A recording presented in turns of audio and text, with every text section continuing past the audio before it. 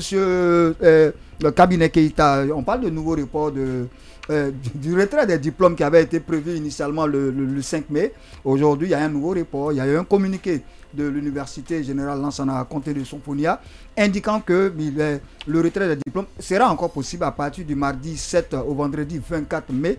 Et la raison invoquée, c'est vu l'affluence de la demande du prêt des étudiants. Est-ce que cette explication vous paraît totalement justifiée?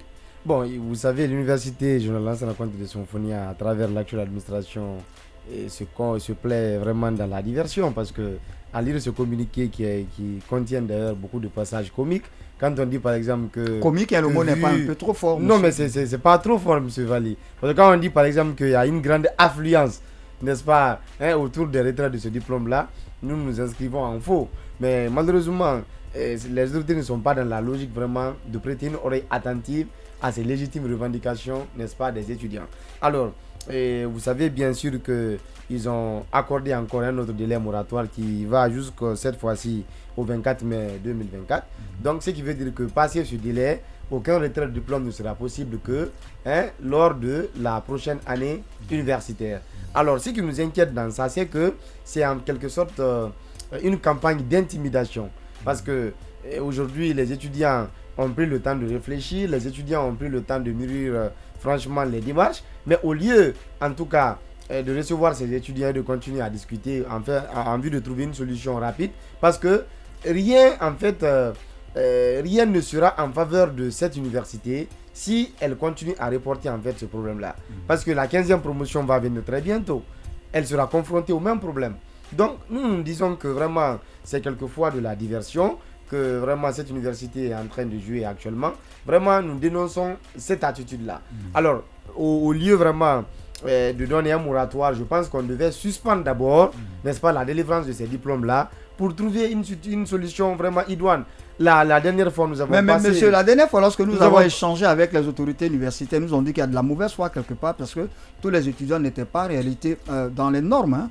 Non, vous savez, ça c'est un autre problème. Oui. Ça c'est un autre problème qu'a évoqué, n'est-ce pas, notre interlocuteur ce jour-là. Mais monsieur Valli, moi je pense que, en tout cas dans le fond, nous avons examiné l'arrêté de 2019 où nulle part, aucun article, aucune disposition ne dit qu'il était obligatoire de mentionner, n'est-ce pas, ces appréciations-là sur les diplômes.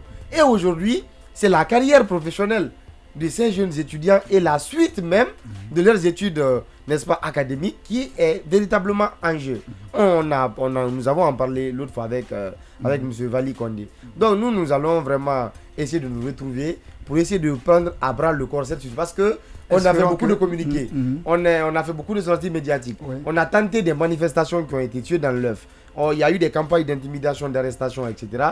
Mais on a besoin véritablement d'un face-à-face, d'une discussion franche et sincère avec les autorités universitaires. Mais ce qui me fait encore très mal, c'est que M. Alpha Bakar Bari, qu'on a connu relativement brillant à la tête du ministère de l'Enseignement professionnel et de la formation technique, aujourd'hui c'est un silence de cimetière. Mais c'est incompréhensible, M. Valli.